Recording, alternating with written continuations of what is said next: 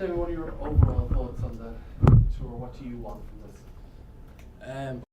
There's a lot of excitement in the group, a lot of one-cap players. So we all just want to get together quickly and put on the best performance we can and just show how much it means to us to play for Ireland, I suppose. You've had a little bit of betting in time, but say for argument's sake you're playing in the centre, there's those relationships with kind of, depending where you're playing 12, say in 10, Yeah. and with your wingers as well. Yeah. And defending that take a little bit of time. How easy has it been in terms of establishing those relationships on the training ground? Oh, it's been really easy. I mean, all of the centres, like say Stu or I know Hugh Gavin training, Jude, like they've all been really excited to get in, and they've been asking questions of maybe a few of us who've been in a bit longer, and training's been really competitive as well. So it's been pretty easy. We meet up regularly enough outside of training, in the round meetings and stuff to prepare. So it's seamless. What's your preference? I know we've asked you this a million times. What's your preference position-wise, and how difficult is it to? What are the different demands of playing 13, say, for example? I suppose the different, like defensively, you're a bit of, as a 13, you're probably a bit of a defensive leader in the team. You look at Gary, what he does for whatever team he's involved with these days. He's really, I suppose, combative, and he leads the line. Sort of different from say being a fullback, but you're close to the ball as well. There's that little bits around where you're scanning, you're talk to the 10 and stuff like that. So there is differences, but enjoying each position. Thank you. Anne-Marie? Hi Jamie, how are you? You've been in a few squads now at this stage. Any difference this time around with so many new faces, few new coaches, and obviously Andy's not here as well? Yeah, it feels a bit different just with all the, as you say, the new coaching staff and a lot of new players, but I suppose we're trying to bring the same standards that would have been when Andy was here. A lot of there's a few little tweaks, I suppose, to the game plan, but it's a lot of it's the same. The structure of the week is pretty much the same, and it's about living up to the standards that were set before us, I think. Is that the message from the coaching team then, or has there been a message to say, listen lads, here's a clear chance to put your hands up? Yeah, it's definitely a chance for put their hands up, but I suppose it's the lads who've been here a while who are kind of showing the younger lads like how to prepare for games, how to train, how to bring your thoughts to meetings and etc. So we're just trying to raise the standard up to the level it was. Okay, so. Thanks. Neil? Jeremy, does it change how you carry yourself when you're in a squad and people who are mostly more experienced to when you're in a squad now when a lot of players are on cap? I suppose. When you're in the squad with people with a lot more experience, you're probably looking to learn off them a lot. You're looking up to them. You're asking more questions. Well, maybe in this environment, when I've been here a couple of years now, so it's probably about passing on a bit more knowledge than I would. But at the end of the day, I'd still have questions to ask other lads, and I hope they'd feel comfortable to ask me questions. So it's a bit of a mix, I would say. Does it help in terms of maybe naturally evolving as a leader though, because of the situation you find yourself in? I would say so. I suppose I've tried to lead in training on the pitch with my actions mainly, and hopefully others can look up to that. Thanks. How did you, I suppose, find the step up to, you were involved in so many big games this year and in the last year? How did you find that?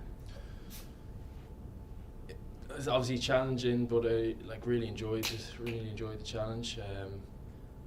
I think the bigger games, the more big games you play, the more you want to play in the big games, if you know what I mean. And it's once you get a first taste of a really big game, you just you do anything you can to get back in there, and you learn a lot from the preparation in the week and how the actual you learn a lot from those games. So it's yeah, really enjoyed them. I suppose probably like builds you as a player as you're going along and getting those experiences.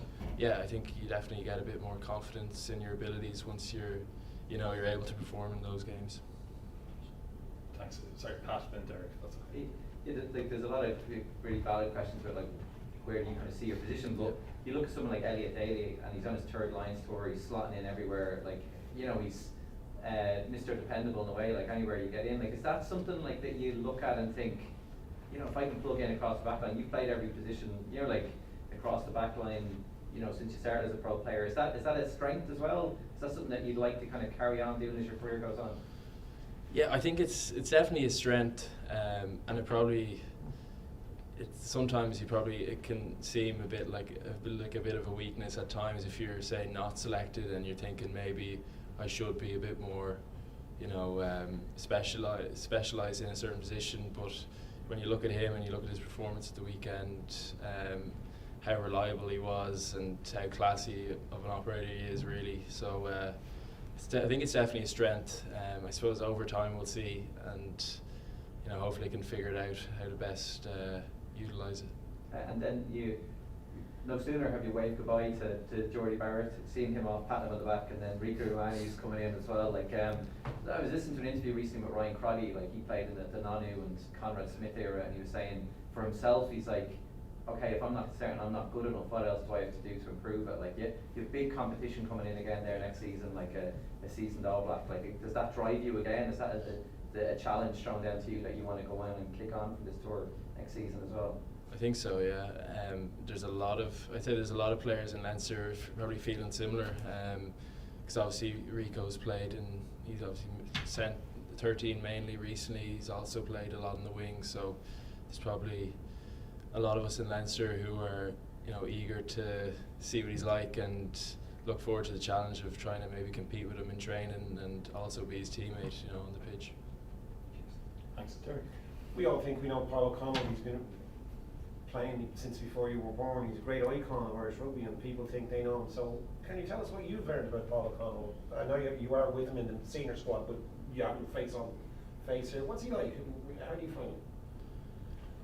Like he's similar to what he's been like in past camps. Really, he's unbelievably detailed in his preparation and in his delivery of messages.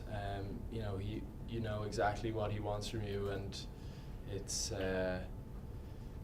you really want to live up to his expectations of you, because he'll tell you if you're not, and he's honest like that. So I think he's been brilliant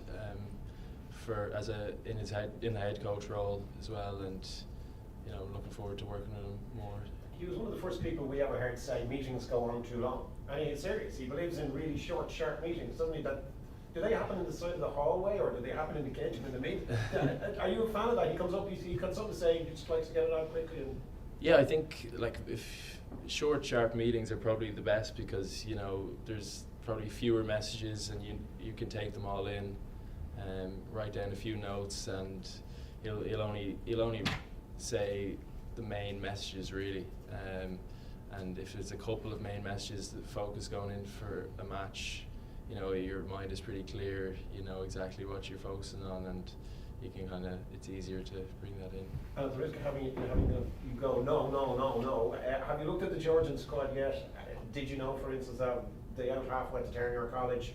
The fullback must be in your under 20s age group, is he? That guy who's on the rest of the world team. I think so. Yeah. And that. So if you could go, what do you know about the Georgians? Bit about Tato Abjanel, Ali, who went to Ternier, and the fullback David, who's getting picked on the rest of the world teams and stuff like that. Yeah, I only heard yesterday that he went to Ternier. I didn't know too much about the Ternier part of things, but David Ninyashvili, I mean, he's a proper good attacking threat, isn't he? You definitely don't want to kick loosely to him. He's got great feet, great pace, and he's been tearing it up in the top 14. If we're looking at centres, you look at Kavezaladze. He scored a good try against Ireland a few years ago, didn't he? And I played against him in Gloucester as well. So you know, they've got threats across the back line, and as you know, in the pack as well. So it's going to be physical, and they've got a bit about them in the back three as well. So you definitely don't want to be Did too you play loose. against them at underage? I never played Georgia yet. Just. Okay, any further questions? God, this is short, sharp.